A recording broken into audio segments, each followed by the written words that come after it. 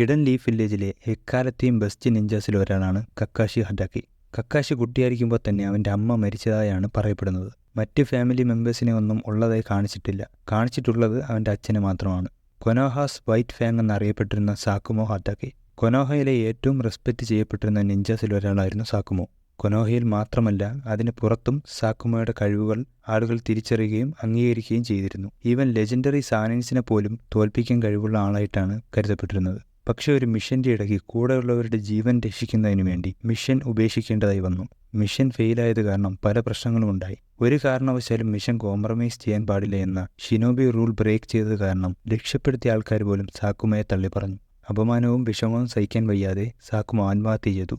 ആ സമയത്ത് കക്കാഷിക്ക് 5 വയസ്സ് തികഞ്ഞിട്ടില്ല. തൻ്റെ അച്ഛനെ തള്ളിപ്പറഞ്ഞ നാടിനും നാട്ടുകാരോടും ദേഷ്യം കാണിക്കുകയും പ്രതികാരം ചെയ്യാനുമുള്ള എല്ലാ അവകാശവും കക്കാഷിക്കുണ്ടായിരുന്നു. പക്ഷേ റൂൾ ബ്രേക്ക് ചെയ്ത അവൻ്റെ അച്ഛൻ്റെ ഭാഗത്താണ് തെറ്റ് എന്ന് അവൻ വിശ്വസിച്ചു. അതിനുശേഷം ഒരു ഉൾവലിഞ്ഞ ജീവിതമായിരുന്നു കക്കാഷിയുടേത്. അവൻ്റെ അച്ഛൻ ചെയ്ത തെറ്റ് ആവർത്തിക്കരുതെന്ന നിർബന്ധമുള്ളതുകൊണ്ട് തന്നെ ഷിനോബി റൂൾസിന് വളരെയധികം പ്രാധാന്യം കക്കാഷി കൊടുത്തിരുന്നു.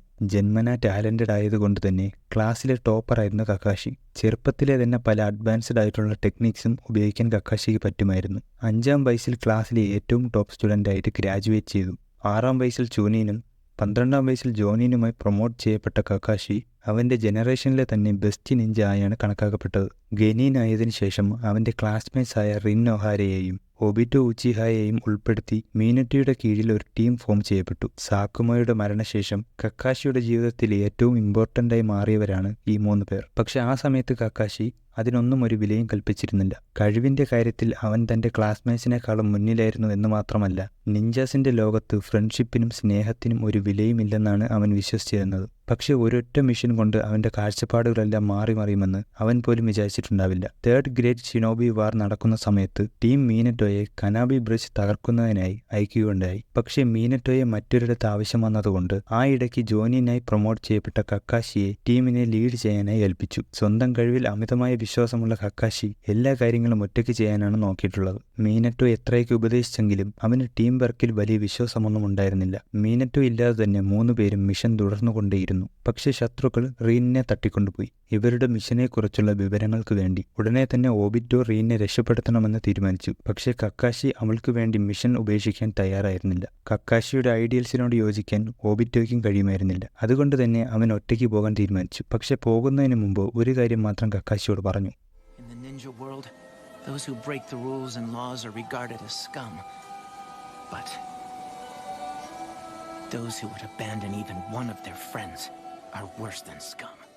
ഈ വാക്കുകൾ കക്കാഷി ജീവിതം മുഴുവൻ മനസ്സിൽ കൊണ്ട് നടക്കുന്ന ഒന്നായിരിക്കും. കക്കാഷി ഒറ്റയ്ക്ക് മുന്നോട്ട് പോയെങ്കിലും ഒബിറ്റോയുടെ വാക്കുകൾ അവൻ്റെ മനസ്സ് മാറ്റുകയായിരുന്നു. കാരണം എന്തൊക്കെ പറഞ്ഞാലും അവൻ്റെ അച്ഛൻ ചെയ്തത് തെറ്റല്ല എന്ന വിശ്വാസം അവൻ്റെ ഉള്ളിൻ്റെ ഉള്ളിൽ എപ്പോഴും ഉണ്ടായിരുന്നു. അതുകൊണ്ട് തന്നെ ഒബിറ്റോയെ സഹായിക്കാൻ തിരിച്ചു ചെല്ലുകയും അവർ 2 പേരും ചേർന്ന് റീനിനെ രക്ഷിക്കുകയും ചെയ്തു. പക്ഷെ അതിനായുള്ള യുദ്ധത്തിൽ കക്കാഷിയുടെ ഒരു കണ്ണ് നഷ്ടപ്പെട്ടു. റീനിനെ ഒളിപ്പിച്ചിരുന്ന ഗുഹയിൽ നിന്നും അവളെ രക്ഷപ്പെടുത്തിയെങ്കിലും ശത്രുക്കൾ ആ ഗുഹ തകർക്കുകയും കക്കാഷിയുടെ ജീവൻ രക്ഷിക്കാൻ ശ്രമിക്കുന്നതിനിടയിൽ ഒബിറ്റോ കല്ലുകളുടെ അടിയിൽ കുടുങ്ങിപ്പോവുകയും ചെയ്തു. മരിക്കുമെന്ന് ഉറപ്പായതുകൊണ്ട് തന്നെ ഒബിറ്റോ തന്റെ ഷറിംഗൻ കക്കാഷിക്ക് നൽകി. അവസാനമായി ഒബിറ്റോ കക്കാഷിയോട് ആവശ്യപ്പെട്ടത് റീനിന് ഒരു ആപത്തും വരുത്താതെ നോക്കണമെന്നായിരുന്നു. മാസങ്ങൾക്ക് ശേഷം മറ്റൊരു മിഷനിടയിൽ കിരിഗാക്കുരിയിലെ നിഞ്ചാസ് റീനിനെ തട്ടിക്കൊണ്ടുപോയി. കക്കാഷി അവളെ രക്ഷപ്പെടുത്തിയെങ്കിലും അവളുടെ ഉള്ളിൽ 3-tailed ബീസ്റ്റ് ഉണ്ടെന്നും അത് പുറത്തു വന്നാൽ വില്ലേജിന് തന്നെ അപകടമാകുമെന്ന കാരണം പറഞ്ഞ് റീൻ കക്കാഷിയോട് അവളുടെ ജീവൻ എടുക്കാൻ ആവശ്യപ്പെട്ടു. കക്കാഷി അതിന് സമ്മതിച്ചില്ലെങ്കിലും അവന്റെ അറ്റാക്കിന് മുന്നിലേക്ക് ചാടി വീണ്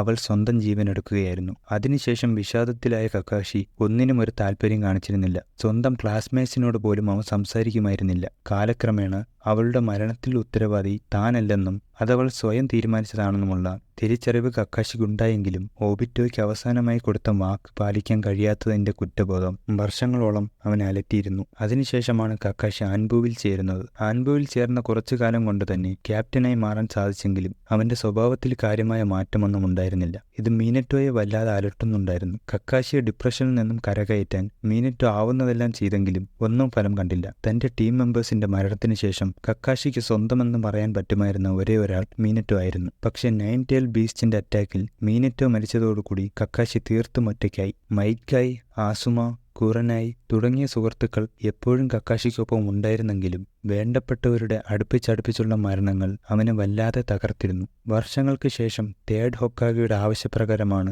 കക്കാശി ആൻബുവിൽ നിന്നും വിരമിച്ച് സാധാരണമായ ഡ്യൂട്ടീസിലേക്ക് തിരിച്ചു പോകുന്നത്. അതിനുശേഷം ഒരുപാട് ടീംസിന്റെ ലീഡറായി നിയമിക്കപ്പെട്ടെങ്കിലും ടീം മെമ്പേഴ്സിന്റെ ഇടയിലുള്ള ഒത്തൊരുമയില്ലായ്മ കാരണം അവരെ ആരെയും സ്വന്തം ടീമിന്റെ ഭാഗമാക്കാൻ കക്കാശി തയ്യാറായില്ല. ഫ്രണ്ട്ഷിപ്പിനെയും ടീം വർക്കിനെയും കുറിച്ച് ഓബിറ്റോയിൽ നിന്നുമാണ് കക്കാശി പഠിച്ചത്. അതുതന്നെയാണ് തന്റെ സ്റ്റുഡൻസിൽ നിന്നും കക്കാശി പ്രതീക്ഷിച്ചതും. അവസാനം അവൻ ആഗ്രഹിച്ചതുപോലെ തന്നെ അവന് കിട്ടിയ ടീമായിരുന്നു നറൂട്ടോ, സാസുകെ, സാക്കുറ അടങ്ങിയ ടീം 7. അവൻ ആഗ്രഹിച്ചതുപോലുള്ള ഫ്രണ്ട്ഷിപ്പും ടീം വർക്കുമെല്ലാം അവരുടെ ഇടയിലുണ്ടായിരുന്നു. സാസുകെ വില്ലേജ് വിട്ടുപോയതിൽ തന്റെ ഭാഗത്ത് തെറ്റുണ്ടെന്ന് കക്കാശി വിശ്വസിച്ചിരുന്നു. എന്നിരുന്നാലും 4th ഗ്രേഡ് നിഞ്ച വാറിൽ ശത്രുവിനെ തോൽപ്പിച്ച് ലോകത്തെ രക്ഷിച്ചത് ടീം 7 ആണെന്നുള്ള കാര്യം ഒരു ടീച്ചർ എന്ന നിലയിൽ കക്കാശിയുടെ വിജയമായി കണക്കാക്കാവുന്നതാണ്. 4th ഷിനോബി വാറിനു ശേഷം ലീഫ് വില്ലേജിലെ 6ാമത്തെ ഹൊക്കാഗെയായി കക്കാശിയെ നിയമിച്ചു. തന്റെ കഴിവുകൾ കാരണം അവന്റെ അച്ഛനെ പോലെ തന്നെ കക്കാശിയും വളരെ ഫേമസ് ആയിരുന്നു. കക്കാശി ആറ്റാക്കി എന്ന പേര് കേട്ടാൽ തിരിച്ചറിയാത്ത വളരെ ചുരുക്കം പേരെ കാണും. എന്നിരുന്നാലും ഒട്ടും അഹങ്കാരമില്ലാതെ